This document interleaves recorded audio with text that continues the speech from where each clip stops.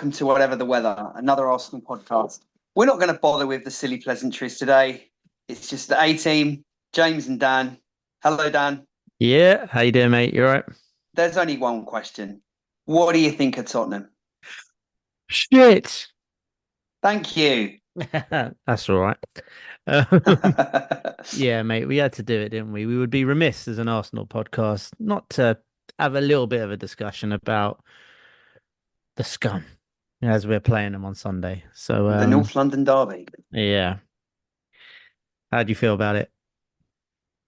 Look, it's. I think you often refer to it as the nightmare game. It's like it's just horrible, um, and it is. It's that bittersweet thing, isn't it? It's there's no better place to win. There's no worse place to be when you're on the Exactly. end of a defeat, is there? Because they're up and crowing. Potentially, we're going for three in a row, the hat trick. Obviously, winning their last season and the season before. Yeah, Apparently it's a haven't done that game. since the 80s. Yeah, it's a game that you know, it's a strange one because I think throughout most of our supporting lives, we've been the dominant team. Obviously, I Hmm. suppose you could argue a little bit at the last 10 years. Spurs probably had about 5 years where their league position was better, but um, for the majority of the last 30 years, Arsenal have definitely been the team in the ascendancy, and yet we haven't won a huge amount of games at White Hart Lane. Our record at Highbury and the Emirates has been really, really good, but Yeah. away they've always kind of risen their game, and a score draw has kind of been the favourite result. So it's a bit of a strange ground. So the wins haven't been like flowing there. Famously, obviously winning the league there, we clinched the title unbeaten. We were 2-0 up and ended up drawing that game. So yeah, it's a No one strange one. remembers that. No one remembers the It's a draw strange one. anyway. It's the strange thing about this game, I suppose, to kind of, and then that is it is a typical derby in that Spurs will always raise their game. It's their cup final, so and that's not to say it's not important for us as Arsenal fans. Of course it is, but for them, you can feel the extra motivation they have in it. It never used to be for me, Like growing up as an Arsenal fan, my main rival was Man United because there wasn't really any Tottenham fans around and Tottenham were pretty poor when I was growing up. So over the last, yeah, say 5 to 8 years, the rivalry's really gotten to me now. And yeah, it's horrible. Um, I hate it, but then I love it when we smack their bottoms, which I thought we did last season quite handedly. Um, but yeah, Yeah, it's mad. I think back as a sport. I mean, I have the vaguest of vague memories of the '91 uh, semi-final yeah, loss. A real vague memory, and the memory of that really is only because I remember Gaza was such a big sort of superstar at the time, and him hearing about him scoring, but not really knowing much about it. Obviously, being quite young. I remember the '93 game when Tony Adams scored, and we beat him in the semi-final, got a bit of revenge. Um, but yeah, after that, probably right the way through till, including 2004, but probably right the way through to about 2006, we were always kind of expected to beat Tottenham and always the kind of dominant team. I remember the yeah. game in 2006 when at Highbury when Thierry Henry came off the bench and scored, and there was a bit of pushing and shoving with Martin Jol and Arsene Wenger, and that kind of thing. And I think that kind of it kick-started hostility a bit. But yeah, you're absolutely right. It was Man United were the ones um, in that period from the mid to late '90s and through to the early 2000s who that was the game you looked for at the start of the season, wasn't it? It was that they were the Yeah. main rival, and then Chelsea have come into it a little bit, but yeah, the derby thing is kind of it's taken on added significance in It the is the last probably best 15 years derby in football, isn't it? I mean, it is. in all of football Uh, I mean, or in English football. in English football, I mean, look, in terms of, legendary rivalries in other countries, I'm sure, you're not going to Yeah, get as brutal as some Rangers Celtic, um, Boca River. Boca River, yeah. Mhm. But there is that hatred there. There is that animosity, and the games show it as well. Like they're not boring. I think it's the fixture that's had the The most games for the sure most have red always been cards. brilliant. Yeah. Oh, Um, you okay. know, it's fiery. I love them and hate them, and but yeah, when it comes to rivalries, I don't think there's too much bigger in English football. You say Man United and Liverpool, but mm, I don't know. Yeah, I'm not sure. I'm not sure. I think obviously from a North London derby perspective, I mean, both teams to score. It feels like it's always both teams to score. Yeah, yeah. That it seems constant. That I can't remember. There's not been too many nil-nils for sure. Famous curse there saying that, Oh, but well, yeah. What have you done that for? yeah, but there's a lot of them are they're quite high scoring games. They're exciting to watch. I think the animosity, White Hart Lane was the old White Hart Lane was quite a tight, a little bit more intimidating, quite a vociferous stadium, probably more so than Highbury, to be really honest and brutal. But I think our fans, it's a new generation now, and our fans have got a lot more vocal, in particularly in the last 5 years, um, post COVID. And I think definitely we match them in terms of rivalry. Look, it's the game that the fans don't need to try hard to get up for it. It's that atmosphere is already there. It's already going to be crackling. Whatever time of day it kicks off, whatever day of the week, it's always going to be a buzzy atmosphere. So that's not in doubt. Um, so yeah, it's got all the ingredients to be one of the best games. Off the top of my head, I mean, look, every sort of club thinks that their rivalry is the biggest and the best. You mentioned Man United, Liverpool, and obviously there's so many people in the media who've got a bias towards Man United or Liverpool that that tends to be the top of the list in terms of Steady on, Keith. Steady on. the high profile stuff. Man United, City, that's probably only something that's really come to the fore again in the last few years since City have been half decent. Liverpool, Everton doesn't really seem to have the animosity between them. No. Newcastle, Sunderland barely play each other. Barely they're in the same division. Norwich, Yeah. Ipswich, and the same with Birmingham Villa. So I suppose, yeah, in terms of high profile, it'd be us. Chelsea don't really have a huge rival, in the sense They that try. they're probably their local. Well, the club that hate them the most is probably QPR, but again, they're kind of they work in different spheres. Fulham, no one really hates Fulham. Even Chelsea don't hate Fulham, so that's not much there. Um, They try and force a rivalry West Ham with, is probably Millwall, although I think West yeah, Ham don't really like Spurs and Chelsea don't like Spurs. But yeah. it's funny Well, because Tottenham no one fans likes Spurs. don't. Well, this is very true, but Spurs fans I think aren't really as fussed about Chelsea and West Ham. Their focus is always Arsenal. So yeah, it's a strange one. So yeah, I think, yeah, having said all that, yeah, it's got to be the it's got to be in it. It's just by It process of is, man. elimination. It's got to be It is. biggest derby in English football. Yeah, I agree. So going into it, got a couple of injuries. Not ideal. Yeah, so it's a strange one because I think we kind of, I don't know if we touched upon this last episode or when we last spoke. I don't know, but we mentioned it before that it doesn't feel like that long ago since we played them last. Certainly in match terms, it's probably what, I don't know, 10 matches ago we played them Yeah. at White Hart Lane, um, and obviously beat them fairly comfortably.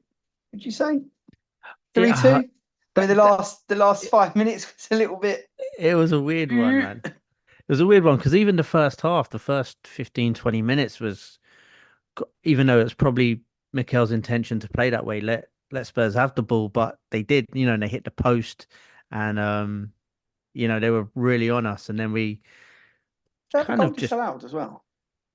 I think they had a goal disallowed. So, Um, and yeah, and then we just kind of, yeah, set took piece. control, scored 3 goals. Yeah, yeah. And it was 3-0 up at half time. He was like, well, Yeah, the run of play may not have dictated that, but you know, that was fine. And then we were cruising, and then we kind of let them back into it ourselves, really. It didn't have to be a 3-2 game, And then David Raya has a brain fart, gives it to Romero, and then Ben White gives that penalty away, make it 3-2. And then the last, as you say, the last 5, 10 minutes become nervy. But then after that, I don't think they did too much anyway. You're just nervous because you just want to see out the game from then. So it, it was comfortable at one point, and then we made it harder than it A had to roller be. coaster of emotions. It was a Yeah, typical derby game. That's it was why like we we got we bored or hate them. something. The I don't first know. half was amazing, and then then Yeah, you just absolutely hate life. And it's the slowest 45 minutes. It's where 5, 10 minutes was like an hour. yeah, Um, horrible. yeah, it's the one the year previously. I remember we went 2-0 up. Martin Odegaard scored a Oh, lovely what a goal, and goal! then I think it might have been 2-0 up at half time again. Yeah, 2-0 up at half time, I think. And then second half, they sort of had a bit of an onslaught. I remember Aaron Ramsdale made a couple of good saves, I think, off Yeah, Richarlison, I think. Sessignon as well. Sessignon Sessignon. as well. Yeah, yeah. So it was, that's been a bit of a hallmark of that. So hopefully, uh, it can be a little bit less dramatic come Sunday. Yeah, obviously you mentioned the injuries.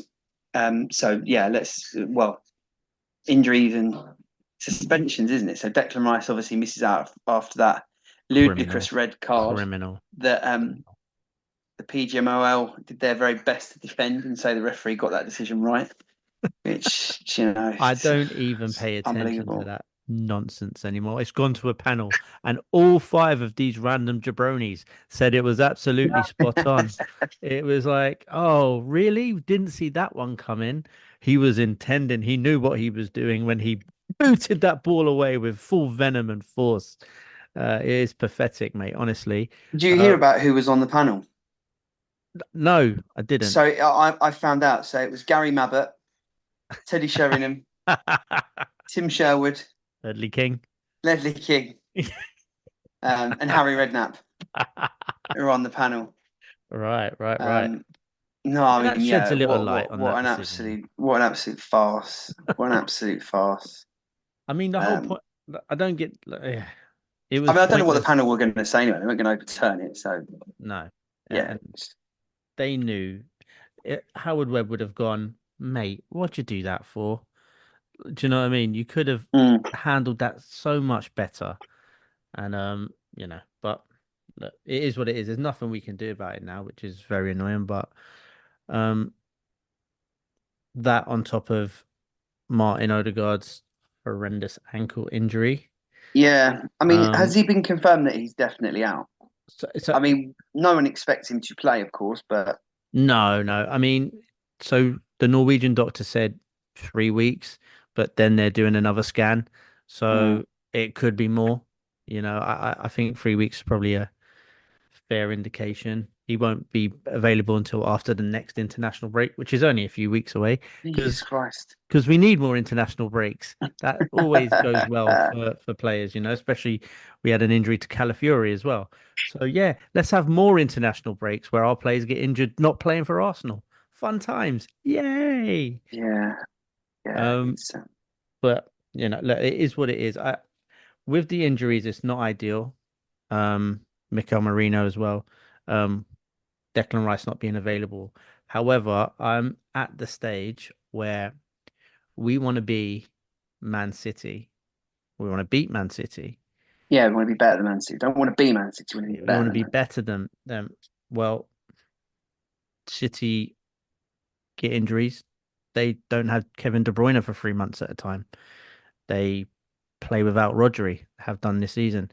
If we want to be champions, we've got to learn how to play without those players, City. still pick up points, still pick up wins, because you're not going to have your best players available every single game.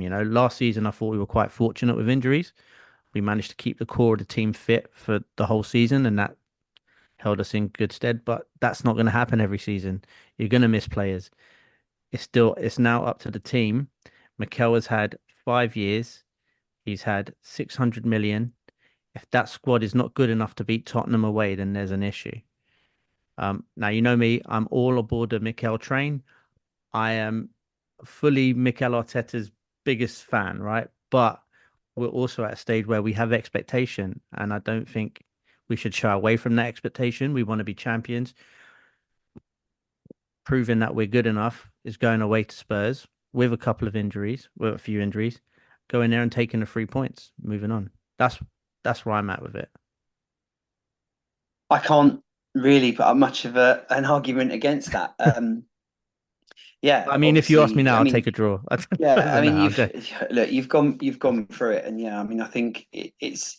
it's nothing more than unfortunate, but that's what happens. It's it happens in the course of the season. We've had, I know people say we didn't suffer many injuries last season. We did. We just it came they came at the right time, and in places where we had depth in the squad, so we didn't notice it as much. And yeah, it's just natural that in football that eventually you're going to get them all at once, or you're going to get some suspensions, and that's it. And like you say, we've just got to overcome it. Mikel Merino, in fairness, none of us have seen him play for Arsenal, so you can't miss what you haven't got. Yeah. So I guess the question really is, what do we do about it? Who comes in? What do we expect? Do you think it'll be a formation rejig? Do you think perhaps Kai Havertz will drop into midfield, or do you think it would just be a straight swap in personnel? Obviously, I'm assuming that Thomas Partey will keep his position and be the consistent player. He's obviously started all 3 games so far. I expect that to continue, right? Yeah, I'd say so. It's tough because I think Mikel has his formation, he has his system of way of playing, and it's up to him whether he sticks with that, keeps the same dynamic, maybe dropping in Havertz um, back in the midfield, which I think he will do. Um, or maybe just change up the formation a bit, maybe have Jorginho and Partey as a double pivot instead of having a number 8, and then having a number 10, an out and out number 10, which could be a Raheem Sterling, it could be a Leandro Trossard, get him in and do it that way to change up the formation a bit. I don't. I think he will put Havertz back into midfield, um, and we keep the same formation. I mean, again, I thought this would have been a game for Jorginho anyway. Mm. So I'm not mad that he would come in. Um, it's just Odegaard's the big miss. He's the guy that makes us tick. He's the guy that, you know, gets us going. So Yeah, I that's mean, going to be hard to replace. I think him coupled with Rice there's no getting around it, is it? It's a huge blow, but you know, like you said before, you've got to get over it and overcome it. Do you think? I mean, I agree with you. I think Jorginho is perfect for this type of game. Um, Little bit concerned that he hasn't had a huge amount of minutes in him so far this season. Yeah. Um, but I would, if it were me, I would go with Jorginho Partey as the base. I'd put Kai Havertz in a 10, to be honest. Obviously, since Fabio Vieira's gone and obviously Emil Smith Rowe, I don't think there's really a natural kind of replacement for Martin Odegaard. Not that there would have been one anyway, because it's Martin Odegaard, right? Yeah. There's not many players that can replace him, what Hmm. he can do for us. But I think, yeah, I'd probably put Kai Havertz in that position, and I think Gabriel Jesus will start. Um, and I expect for this game he'll want the pace of Martinelli. Yeah. Um, but I'd be equally I'd be happy if I've said it before, but if Leandro Trossard started, but I would expect Gabby Jesus, if he's fit, that he'll get the nod. Um, I'd be surprised if Sterling were to start, but I could see him getting minutes for sure. Um, Yeah. Yeah. Yeah. but yeah, there's not a huge amount of other options. I don't think Ethan Nwaneri, it's you can't chuck a 17-year-old in his first start away at White Hart Lane. I mean, that would be a huge call, and I think you know that could potentially go the other way and ruin the kid. So I think Yeah. you just That could can't go Pete you Tong can't too. do that. Um, I mean, I'd love for it. I'd love for him to step in and fucking put on yeah, of course, yeah, masterclass and then go Martin who, but that's not the best yeah. I introduction think to the kid. I think I would the have other, been I would have sorry, been sorry, mate. I would have been even if it was Mikel Marino's first game, throwing him into the yep, North London derby away. That would have been a bit of a thing, first game in the Prem, throwing hmm him in the North London derby. That I would have, probably questioned that. So to put in a 17-year-old would have been, well, would be a bit troublesome. But yeah, it would be. It's a risk you don't really need to take. Um, Obviously, we've got other options. Zinchenko has played a lot in midfield particularly for the Ukraine, so hmm it's something that he can do. I don't think. Ben White is a realistic option, but I'm sure everyone on Twitter, the cesspit that it is probably saying, he did it for Leeds, but that was what 3, 4, 5 years ago now. Maybe I can't remember when he was at Leeds, but yeah, that was a long time ago when he played that sort of holding role. But he What do you has think? done it before, so Yeah. it's something that potentially could happen. Um, What yeah, about you could even Saka? drop. I was Saka on the going to say, you left. could even drop Saka back. Yeah. Um, but I don't think Mikel's gonna tinker with it too much. I think he's got his formation and style of play. Unless there's an injury or a card or something that happens in the game, I think we'll see the changes that we expect. Um, and then it's really a case of, do we turn up? Because if we turn up, we win, right? Yes. I think we do. Even with the injuries, still feel we're a better team than the scummy bastards. And they also only play one way. I think we showed, we showed everyone how to beat Spurs quite comfortably if you want to. Um, they are a good possession-based team. They really good going forward. Not maybe as clinical as they would like, but I They think give you a chance, don't they? They yeah, give you a chance. yeah, and as I think our defense is better than their attack, and I think our attack is better than their defense, especially if Oh, simple as that, eh? yeah. Simple as that, listener. So, it is Easy. though, isn't it? Especially if they haven't got Mickey Man with Van to Ven. Yeah, apparently he might be injured. I don't know if he's back or not. Basuma, I've heard, is got a knock as well, so that weakens their midfield there as well. So I I There was I some think doubts over Solanke as well, I think, isn't there? yeah, that's it. But it's 60 minutes in a Tottenham shirt, so who knows? But if Mikel feels like we can't win a midfield battle, then maybe he bypasses the midfield. You know, Mm? tactically, who knows? Ange plays one way, and it's an entertaining style of football. I will give him that. But as you said, they give you chances, and so if we're clinical, we take those chances, walk away with 3 points. 3 point lane, job done. And on to that small matter of the cheaters, Man City away. Yeah, Man City, whose 115 charges we hear are going to be start to be heard on Monday. Yeah, So yeah, obviously we think we have to navigate. I think potentially Bolton in the League Cup. It will be pretty much, although that will be wholesale changes. There's no getting around that. That's going to be, yeah, um, but you what do you know, feel about that? Do you want wholesale changes? oh yeah, yeah. It's Bolton at home in the League Cup. There's got to be full 11 changes for that. Okay, That's there's no way that if we were that can't playing, happen. if we were playing West Ham at home, Yeah, you'd still be looking at 7, 8 changes at least. I think you have to. I think you have to completely freshen it, why is even that? at this early stage in the season.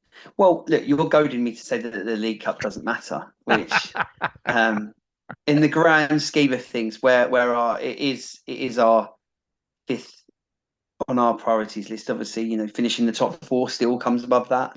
Winning the FA Cup, potentially winning the Champions League, winning the league, obviously, Kai far Havertz Golden Boot. outstrip that. Um, but yeah, look, it is a trophy at the end of the day, and yeah, you want to progress because you want to be successful, and we want to win every game. So, but yeah, there'll be wholesale changes. But the thing that would be interesting, about that game is that it will give minutes to squad players and to see can they put some pressure on some of the established guys and stake a case. So you'd hope that would be a good opportunity for Calafiori to get some minutes. Um, Tomiyasu, I don't know where he is on his injury No situation. idea. Either Timber or Zinchenko, depending who plays at left back on Sunday. I'm sure the other one will play in the week. It might be a bit much for Timber to have played, obviously, had 2 starts for Arsenal, and then I think he played for Holland in midweek as well. So Yeah. for him to have that run of games after having nothing, he might be a bit fatigued. So whether he starts or not, I don't know, but I'm sure he'll play one of those games, particularly in preparation for City coming up. Yeah, well, expect Raheem Sterling to get his first start in that game, get some minutes under his belt in an Arsenal shirt. Yeah. Um, but as I said, there's players that need minutes in game time, and it'd be good to see those. And but I think it would be a huge amount of changes from what we'll play this Sunday at White Hart Lane, and then the following week at Man City. Um, Look, we'll look forward more to Man City following obviously Sunday, and but Yeah, as we'll have we a chat. We'll have a as chat. we uh, sit here discussing it, do you think that either of these games are a must win? I saw a comment from Paul Merson who said that Arsenal's title challenge will be uh, decided in the next 7 days. Do you think? I mean, we're talking what, 5 games into the league season? Yeah, I'm calling nonsense to be fair. I'm of the opinion is that it's too early. I think there's still so much of the season left. Points dropped can be made up. We've still got a lot of time in this season to make up these points.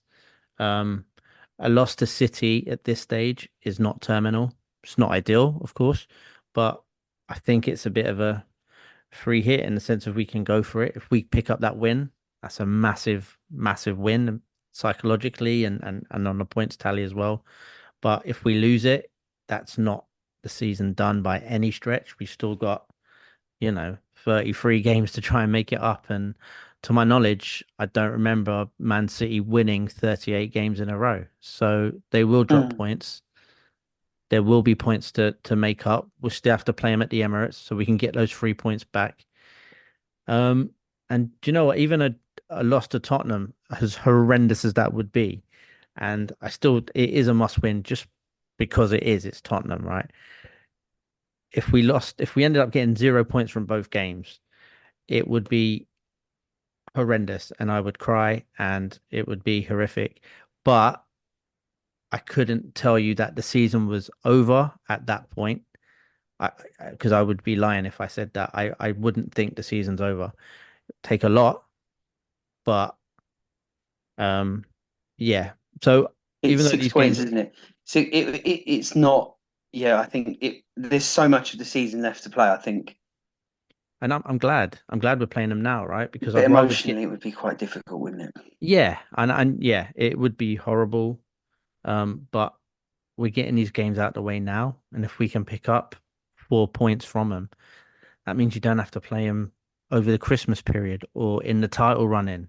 You're getting them out the way. Well, I think we have got Spurs in January, but yeah, I get what you're saying. No, but It's yeah, City, but isn't it? Yeah, It's Spurs at our gaff. Do you know what I mean? yeah. That's The last 2 seasons we've played City, it's been in March and yeah, April when you've got no wiggle room. exactly. They must win or must not lose. I think at this stage, it's not a must win. Mm, Um, it's not a must not lose. But it would be really nice if you could get the win. Um, yeah. as it is with every game. But I think we get 2 games out of the way. I don't think it would be the end of our title run, but um, yeah, it would be pretty brutal and tough to take losing both, which I don't really want to think about because I'll start crying already. Um, So what would happen if we won them both? well, the league would be ours, obviously. Like they might as well give us the trophy now. To be fair, if Too we right. beat, yeah, if we beat them both, you might as well just hand us the title now, eh? I Yeah. mean, I mean, yeah. I mean, look. Obviously, nothing is won at this point. I know. Alex Ferguson once said that you can't. I think it was about a game in October or something like that. He's like, you can't win the league in October, but you can lose it in terms of starts, and it's about staying in the race. And I definitely think, depending on what happens on Sunday, that will affect how we probably approach the City game, which I think is wrong. I think we should try and beat City. I think I yeah, agree with you. I think there's enough in the season. You try and land a blow on them psychologically and show that you can beat them and you can go toe to toe with them. And I believe we can do that as well. I think we can 100% take the game to them, and why not beat them? Uh, but yeah, look, it's as we look forward to Sunday, it's a huge game. There was some really good news today that came out. So Mikel signed a new 3-year deal. So he's here we've until got Super twenty 27. Micoteta. Who's he got at the back? Saliba at the back, Saka in attack, in it. Well, Saliba at the you can back, switch it Saka in up. attack. The song changes every single year, but Yeah, yeah, we're definitely with him, and hopefully we're on this charge to win the league. That's Um, what doesn't change. He knows exactly what we need, and Arsenal on the way to win the league. yeah, and that's it. It's on the way to win the league. So yeah, it's a journey. He did an interview actually on Arsenal.com that has been broadcast all over Sky and everywhere else, I'm sure. But where he said that it's someone basically said to him, look, you've got Arsenal in a position where they're challenging for the big trophies. What's next? And he said to win.